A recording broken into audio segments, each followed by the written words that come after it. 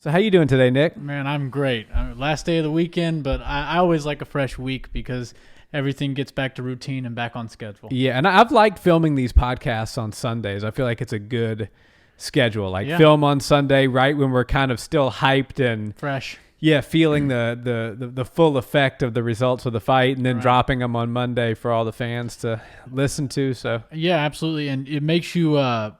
The news cycles change so fast. We have fights every weekend pretty much now. So next weekend we have a big one we need to talk about, but we can save that for later. But if we wait too far in the week to drop the results and all of our thoughts on our predictions and whatnot, then we're a little bit late. So glad to be here. Absolutely. So what did you think of the fights? So this is the final installment of Fight Island, at least for now. So this was they had the 3 weekends planned, and this was the last one of those. So I thought they went out with a bang. I'm sure that behind the scenes there were some things that, some difficulties that they had to deal with, and putting together Fight Island was no easy task. But it seemed from our standpoint that it went off without a hitch. And I'm really proud of the UFC for getting that done. And I feel like they got their money's worth going out there and getting 4 big cards out, or 3 big cards, and countless content out there for us. So I'm really happy with it. Yeah, I think it was, and Bellator came back too. So MMA is in full swing. While a lot of sports are still trying to figure it out, both major MMA organizations are back. Bellator did a much smaller card. It was supposed to be Juan Archuleta. Shout out to our friend Juan in the main event. Unfortunately, he was not able to fight due to COVID. So they had the main. We can just touch on the main event there and then jump over to the UFC. But they had Sergio Pettis versus Ricky Bandejas in what was a good matchup. What'd you think of that fight? Great bantamweight matchup. Everybody knew going into that Sergio Pettis was the real deal. He trains with his brother all the time, and he's just a stud. He was a stud in the UFC. I personally think they should have kept him around, but when they were trimming some of the fat in the 125 division in the UFC, he went. And I think Bellator's a nice new place for him, but he's definitely somebody all those 135ers should be watching out for.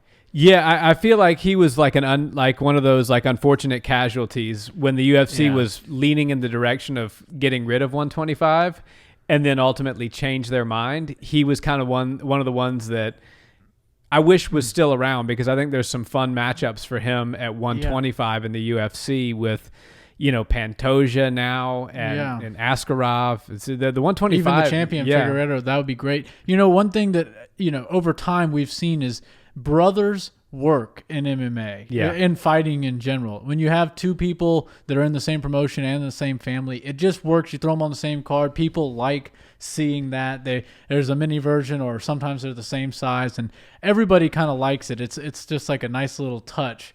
So it's sad to see him go, but it's nice to see Showtime in his corner all the time. And, it's so funny. Our dad said, "Why does this guy look so much like Anthony Pettis?" Yeah, well, that's because they came from the same family. They share the same DNA. That's why, Dad. Yeah, both studs. And I think he's going to be a force to be reckoned with in Bellator. Yeah.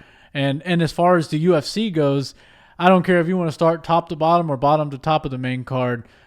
We've got excitement on either end, but let's start. It's hard to not start with Khamzat Chimaev, because this guy just set a world record, a UFC record for sure, but I'm pretty sure it's a world record in the quickest turnaround wins of all time. I think the only time you're going to see a turnaround that quick is if you go back to the Kimbo Slice backyard days. Maybe Jorge Masvidal fought twice in one day, a day or something like that, but he'd probably still do that now. Yeah. But shout out to Khamzat Chimaev. What an exciting young fighter. You talk about adding some excitement into the welterweight division.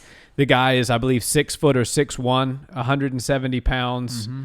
He looks like a slightly larger version of Khabib. His style is similar. It's a grappling heavy style, but it's not one that's a boring style, because he brings you down and then he beats you up. Right. Most casuals hate the grappling aspects, but I've never met a MMA fan that hates his style, because it's just so entertaining and so overpowering. And I think what makes a really special fighter in MMA is one that both the MMA purists and the casuals can get behind. And I think he's one of those fighters, because from an MMA purist standpoint, people who have been watching this since UFC 1, Royce Gracie, and, multiple fights in a night, turning around and doing it again, and the Gracie challenge, back to the days of the Gracie challenge where people would just show up to fight at all hours of the day. So the original pure MMA fans have a real soft spot in their heart for that type of fighter. And he is that type of fighter. But at the same time, for somebody who's just getting into the sport or somebody who's not as familiar with MMA, they see this, Russian guy that's trying his best to speak English, and all he can muster is, I'm going to smash this guy. Yeah. And he comes out and he just beats people up. He's one I think the purists and the casuals can get behind. Yeah, a lot of people, as casuals included, know who Kamaru Usman and Israel Adesanya is. And in his broken English, which I love, he said he would smash both of them in the same night. And it's hard not to believe him after seeing what he did over the past 10 days. He's a stud, and I don't think they need to groom him too slowly like they do with some of their fighters, like how boxing does with almost all of their big names. Throw him to the wolves, and I think he's going to come back with the biggest bone. So I think everybody in the welterweight division, including the champ, is on notice. About Chimaev. And people call him Khabib 2.0, rightfully so. He looks like him, and the styles are very similar. But he's in his 2 UFC fights, he's been more dominant than Khabib, and his first 2 UFC fights are really any of Khabib's fights for that matter. He landed 124 strikes in his first match 11 days ago, and had 2 landed against him. Last night he landed 68, I believe, and 0 against him. So, I mean, literally he took no damage and was able to come out on top in 10 days, which the fastest turnaround before that was 13 days. And he beat it by 3 days. I don't see, because the UFC rarely has cards that quickly behind each other, and most times you can't get somebody on a 1 week turnaround. So 10 days is about as early or as quick as you can get it. Yeah, I love it. I love people that seize an opportunity. I love people that see something special in the making, like, hey, I've got this rare opportunity. I'm on this island. All eyes are on this because this is the only sport going on right now. I'm in a unique position because I didn't take any damage the first fight. I'm tested. I'm in the bubble to try to turn this around, hang out in one of the most beautiful islands that I've ever seen. At least I've never been there, but from judging from the videos, beautiful place to hang out for another couple of weeks, collect another paycheck, and become a household name. Hey, love that. You gotta seize that. He's gonna blast into superstardom if he keeps going like he's going. And if you go back in his career, he was naturally a 155er, moved up to 170, but 11 days ago, he took that fight at 185 because they needed him on short notice. He took it at 185, and then a week later makes 170 like a professional. But he was a 155er, so it shows you this guy could be a problem for multiple weight classes. Yes. Big fan. In case you were wondering, guys, the Barnhill brothers could not be more hot on Khamzat Chimaev. Yeah, big fan. So much so that I'm going to learn how to properly say his name. Yeah, absolutely. I might shave my beard like his. No. So, I don't know about that. No. So let's talk about, let's jump to the middle of the card, because I think this was the one that was the most surprising to everyone. One of the only fights that, if you guys haven't seen our prediction video from last week, we made predictions, and we did pretty well, I'll say. We have to tally it up exactly, but one that both of us picked that caught us both off guard was Alexander Gustafsson getting submitted by Fabricio Werdum via a beautiful armbar. Yeah. What did you think of that fight, and how surprising was it to you? I mean, I guess it's kind of hard to say it's a surprise when a heavyweight GOAT wins a fight, but this one was a surprise. Right. No, yeah, I mean, it's hard to bet against Fabricio Werdum, but when we saw him in his last outing against Olenek, he didn't look great. In shape-wise, he didn't really look so good, and he wasn't moving how he usually moves. But that was, largely, I think, a striking match, and he's obviously one of the greatest grapplers that the world's ever seen. Alexander Gustafsson, he was the favorite going into this, and that's why I kind of thought, okay, maybe he's finding a new home, and I don't think he looked bad. I just think he got caught in a position that nobody can get out of against one of the greatest grapplers in the world. I mean, that was a picture-perfect armbar. It looks like, Ronda Rousey in the days of old when she would, everything technique or mechanic by mechanic for a perfect technique, you're just not going to get out of that. Absolutely. And just before we were filming this podcast, I was watching Henner and Hiron Gracie did a Gracie breakdown of that armbar on the beach in California today, nice. Which was really cool. So definitely check that out when you have a second. But it's, they talk about the setup, how he pulled half guard and then was able to get to the back. It was just a really well done breakdown. But yeah, I agree with you. I don't think that this is like we can jump to the conclusion that Gus has made a poor calculation by going to heavyweight. No. I think he, just like everyone else, is susceptible to being caught by a really slick submission or a knockout, and he got caught. I think that he weighed in at 240. He looked like a heavyweight. Yeah. He's still one of the best strikers in the game, and I still think that heavyweight, he has a lot to offer at heavyweight. He just lost the fight. He got caught. Yeah, he's got crazy power. He's an incredible striker. I would give him the advantage in striking over Werdum.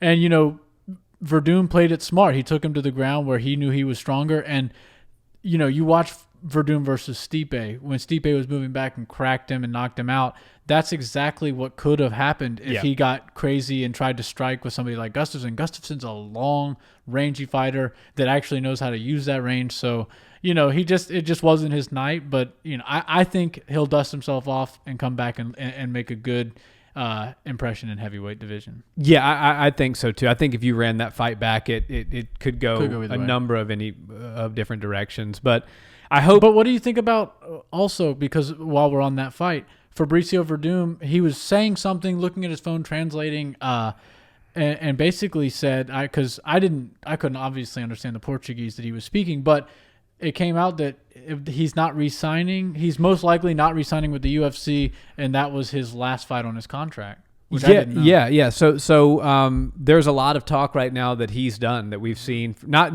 done fighting necessarily, but that we've seen the last of Fabricio Werdum in the UFC. And Ariel Helwani quickly tweeted, "Anybody down to see Werdum versus Ryan Bader? Sign me up." Yeah, I'm down for that. Yeah, and sure. You can't blame the guy, because even though that was a beautiful win against Gustafsson, I don't really see a path for Werdum to get back to beating Stipe or beating Cormier or Ngannou or something like that. So I think that Bellator could be a beautiful option for him, and the fight between him and Ryan Bader is a lot of fun. There's all kinds of good fights you could make for him in Bellator. So I kind of want him to do that. I think that would be a good career move at 42 years old. Yeah, maybe him and Fedor Part 2. That would be a good one. Yeah, exactly. But no, hats off to him. It's hard to say he's not on the very short list of greatest heavyweights of all time. It's him, it's Kane, it's Stipe, it's DC. Those guys are that's the four. And by the way, greatest heavyweight of all time, ipso facto, makes you the baddest man of all time. So it's possible that Fabricio Werdum is the baddest man to have ever walked planet Earth. Yeah. So John Jones defies that a little bit because he's just a little small. Yeah. But I think naturally everybody's idea of the baddest man on the planet is the heavyweight in the UFC, the best fighter in the heaviest division. You're right, and that's like with you said, the least amount of rules. Yeah. John Jones could certainly Tyson, make a case. Like boxing will come out and be like Tyson Fury or Deontay Wilder is the baddest man on the planet. It's like under those sets of rules, but you throw him in there with any top 10 UFC fighter and he gets mollywopped because that's not true unarmed combat. Right. Yeah. Absolutely. So what did you think of the co-main? Talk about. Man. Old school legends of the sport. You've got Shogun and Lil Nog duking it out for the third time. First meeting was 15 years ago. Lil Nog did retire afterwards. As he should have. Personally, I think that he got robbed. I think he won that fight. I do too. I think it was a close fight. And not when I say rob, I don't mean like he won 3 rounds, obviously, and they gave it. I think it was a close fight, but I think he did win 2 of the rounds clear enough to where they should have given it to him.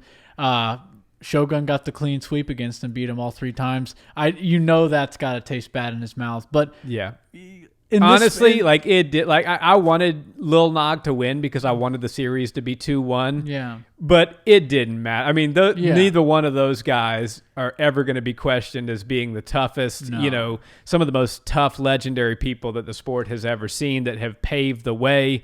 Hardy made a point to say that watching Lil Nog, when he was interviewing him after the fight, that watching Lil Nog's early fights when they were fighting in boxing rings, not even in cages in the old days, Pride days and things like that, that was what inspired him to start fighting. Wow. And he has long since retired and moved to commentary, and then he's going. calling a Nogueira fight. So that shows you how OG he is and how long he's been in the game. So there's tremendous respect afterwards. That's just some of Brazil's finest martial artists that are both at the ends of their careers. Duke and like not like that wasn't an exhibition style fight. Those guys went at it. Yeah, they put on a show. That was one of the fights of the night, man. That was fantastic. So shout out to Shogun. I think he's got a couple more left in him. I don't think Shogun goes out to an empty arena. I think Shogun goes out to a packed arena in Brazil whenever that in this crazy world can happen again. But I think that's the way we see Shogun ride off into the sunset. Yeah, I think he's got a few more left in him. And Nogueira obviously gave his life to the sport, and so did Shogun. But it's time to move on to the next chapter, and I'm sure he'll be successful at whatever it is that he does. Yeah, absolutely. Yeah, but I mean, they, like I said in the last one, and you can go back and fact check, they deserved that co-main spot. There's not another fight on there that deserved it more than they did. Absolutely. I agree 100%. And some people said it should have been Gus and Verdum, and I mean, I get it, but they 12 would in one, take half dozen in the other, but legends all around. But that's they'll take a back seat out of respect. Absolutely, yeah. Show that respect. Yeah, respect. Yeah. And then what you said, was it Nogueira right at the end of his thing? He just said, "Thank you, Os." Yeah, Os. Like what a gangster thing to say in your retirement interview. Yeah. Os. That's as good as it gets. For those of you guys that are just getting into the sport, that are newer fans, go back, watch some of the fights in Pride and other organizations. Yeah. The Vale Tudo style, absolute amazing barn burners that took place in the early 2000s, and you'll see. It kind of molded what mixed martial arts is today. Absolutely, and you see those guys. They were the pioneers, and the sport evolves so fast. You see the high level striking and martial arts that's taking place now, like what took place in the main event last night, Darren Till and Robert Whittaker. Some people would call that, especially casuals, might call that a boring fight, or there were times when I'm like, man, come on, just engage a little bit. But those guys are so high level that they kind of cancel each other out, and there's so much on the line that they can't afford to make a simple mistake. Yeah, I think it was just a really calculated performance by Robert Whittaker. Yeah. I mean, Darren Till is a dangerous, dangerous fighter. He's got tremendous knockout power. Nobody knew who the heck he was, and then we saw what he did to Cowboy Cerrone a few years ago. Yeah. Darren Till can and will knock you out if you give him the chance. And Robert Whittaker, a little shorter, a little smaller. I think he fought a perfect fight to beat a fighter that is longer, more dangerous, and in my opinion, a little bit more powerful than him. So I thought, I didn't find it as boring as a lot of people did. I thought it was a very well calculated, striking performance by Whittaker, and I think Till had his good moments in there as well. I think, the beginning. I mean, they both scored a knockdown in the first 2 rounds, so. Right. It was a very exciting, and I still stand by this. Robert Whittaker might be the most explosive fighter with those bursts and those sprints that he does at people, or blitz, I guess you would call it. That's what knocked Till out. He came running in, and nobody can stand that storm. But as the fight went on, they're probably thinking in their mind, when their coaches are thinking in their mind, okay, I think we won that round, so we got a couple more rounds left, play it safe, and obviously we're getting the winner of Izzy versus Costa next, so definitely try to play it safe. Israel Adesanya came out and said that I know Darren Till lost, but I would love to fight him someday because his striking is great. And that shows you, if that guy who's the best striker in MMA right now is saying that you have good striking, you've got good striking. Absolutely. And this is what I said on our last podcast when I predicted Whittaker to win that fight. We both did, was that nothing against Till, but he's 27 years old and he's still on his climb uphill. And he's probably just going to he's going to fall a little short of getting past a super seasoned fighter like Whittaker, which is exactly what ended up happening. Yeah. But Izzy, one of the things that I think makes a superstar is what makes Israel Adesanya, Conor McGregor, even Ronda Rousey, is that they don't just see one step ahead. They see 5 steps ahead. Mm-hmm. So, for example, Israel Adesanya has said that me and John Jones, Raider Stadium 2021. That's, the stadium's still being constructed, but he's already painting a picture in your mind. Mm-hmm. He's calling, Ronda Rousey saying to Dana back in the day, women's MMA is going to be as big as men's MMA, and I'm going to be in the UFC, when Dana said there'll never be women in the UFC. Izzy is such a visionary in the sense that he knows that there's going to be a fight between him and Darren Till down the line. Mm-hmm. Darren Till at 30 is going to be substantially better than Darren Till at 27. For sure. And Israel's going to be, I think, 33 or 34 still at that time. So still in his prime. So why not so many people make the mistake. They start talking trash to somebody who they're not going to fight right away. Right. And saying, oh, he sucks, or, oh, he's an easy outing for me.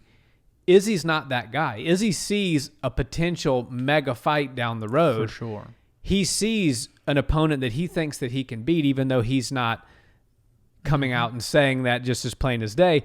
And he's giving him credit and saying, I'll see you later. Right. That's painting the picture for, hey, Darren Till gets a couple more exciting wins and a couple of finishes. You're talking about late 2021, early 2022, getting Izzy and Till in there. Mm-hmm. And so I think that was a really good tweet that he put out. Yeah.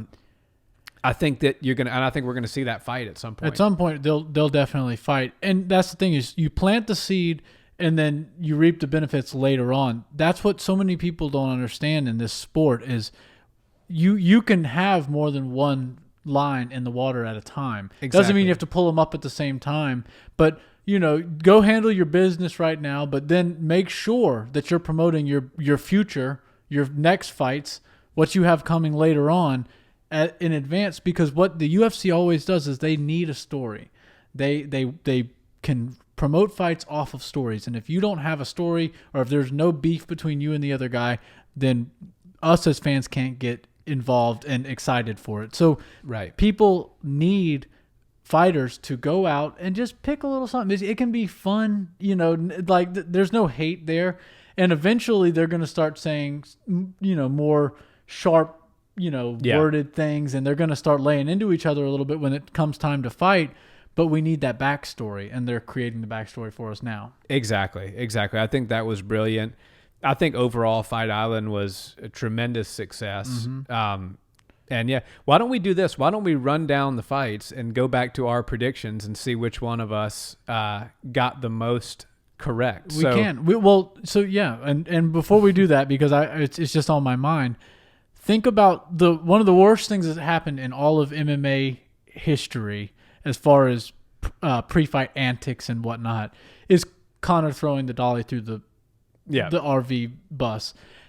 That was still in the promos for promoting that fight. Yep. So yeah, it might have been bad, but all of that stuff is what created the biggest fight in MMA history, with Khabib and Conor. So those types of things, and this was just a positive version of that, with Till and Izzy doing that thing for him. So I think it was smart. Those guys are clearly calculated, and they're stars. So absolutely happy to see that fight anytime it happens. Absolutely. Well, guys, we're going to run down the list. As promised, on Friday we made some predictions, so we're going to see which one of us got the most correct. All right. So the first fight and we only do the main card. First fight of the main card was Khamzat Chimaev versus Rise McKee. And we both picked. Yeah, I picked a molly-whopping, and that's exactly what happened. 1-0 for both of us. Charles Oliveira and Peter Sobota. So this is where we differed. I picked Sobota, and you picked Oliveira. Yeah, which, Can somebody explain to us why he carries a Jamaican flag? Because I don't know, and I'm kind of intrigued by it because I didn't know he.